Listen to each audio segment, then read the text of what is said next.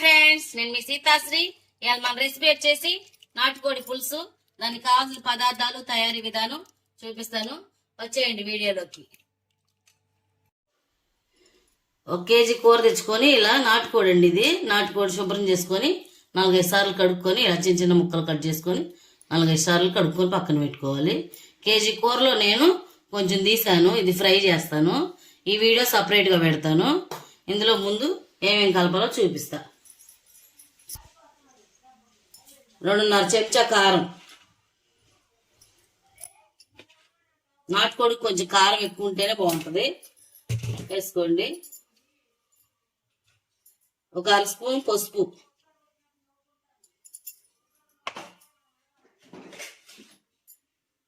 1 చెంచా సాల్ట్ వేసుకొని మొత్తం మిక్స్ చేసి పక్క పెట్టుకుందాం. 1 అరగంట సేపు నాననిద్దాం. దీన్ని శుభ్రంగా ఇలా కలుపుకోవాలి. ఇదంతా ఇలా శుభ్రంగా మొత్తం కలుపుకొని 1 అరగంట నానబెట్టి పక్కగా పెడదాం. దీనికి కావాల్సిన మసాలా చూపిస్తా చూడండి. కూరకు కావాల్సిన మసాలా తయారీ విధానం: 1.5 చెంచా ధనియాలు, 1 చెంచా గసగసాలు, 2 అంగుళాల కొబ్బరి ముక్క, 1 అంగుళం చెక్క ముక్క, 4-5 లవంగాలు ఇలా వేసేసుకోండి. ఇవన్నీ మిక్సీ పట్టుకుందాం. ఇలా మెత్తగా పొడి చేసి పక్కన పెట్టుకోవాలి. కూర తయారీ విధానం చూపిస్తాను. ఇలా గిన్నె పెట్టుకొని నేను కుక్కర్లో చేసి చూపిస్తున్నాను. కుక్కర్ పెట్టుకొని 4 చెంచాలు ఆయిల్ వేసాను. ఆయిల్ వేడెక్కనిద్దాం.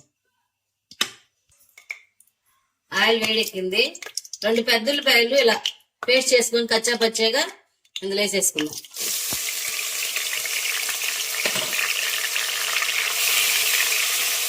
రెండు మీడియం సైజు పెద్ద ఉల్లిపాయలు ఇలా కచ్చా పచ్చాగా పేస్ట్ చేసుకోవాలి. ఇది ఎర్రగా ఏగనిద్దాం. ఉల్లిపాయ పేస్ట్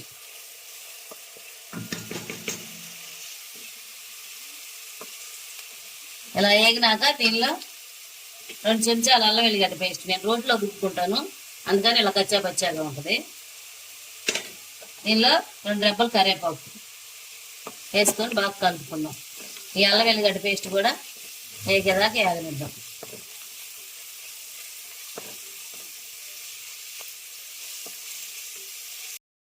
అల్లం చిన్నపాయ పేస్ట్ వేగింది. దీనిలో 3 పచ్చిమిరకాయలు ఇలా అడ్డంగా చీల్చుకొని వేసేసుకుందాం.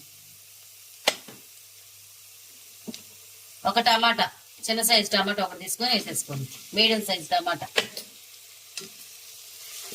ఈ టమాటాలు కూడా మెత్తగా మగ్గేదాకా మగ్గించుకుందాం. దీనిలో కొంచెం సాల్ట్, పసుపు వేసుకుందాం. దానిలో సాల్ట్ వేసాము, ముక్కల్లో చూసేసుకోండి. 1 అర స్పూన్ సాల్ట్, 1 చిటికెడు పసుపు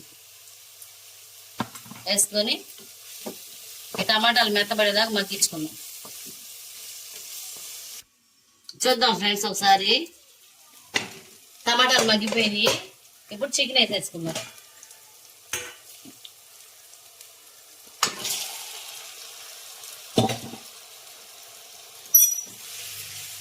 ఇది బాగా మగ్గించుకుందాం. ఒక 5 నిమిషాలు ఇట్లానే కలుపుకుంటూ వేపుకోవాలి బాగా.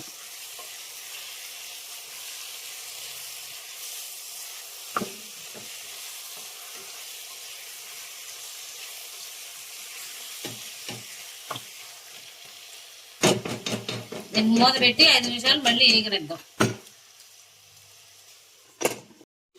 చూద్దాం ఫ్రెండ్స్.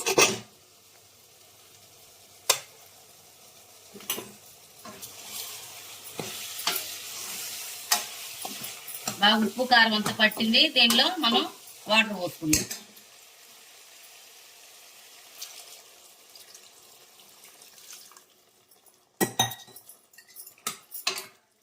ముక్కలు మునిగేదాకా వాటర్ పోసుకుందాం.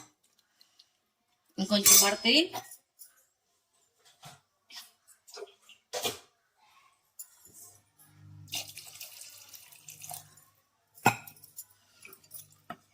ఇప్పుడు ఉప్పు కారాలు చెక్ చేసుకుందాం.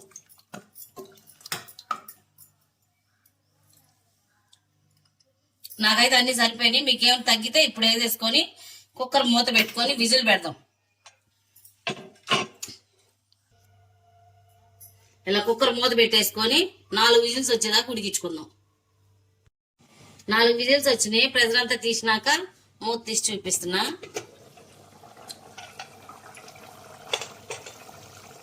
ఇప్పుడు దీనిలో మనం ముందుగా ప్రిపేర్ చేసి పెట్టుకున్న పొడి మసాలా వేసేసుకుందాం. వేసుకొని కొంచెం కొత్తిమీర,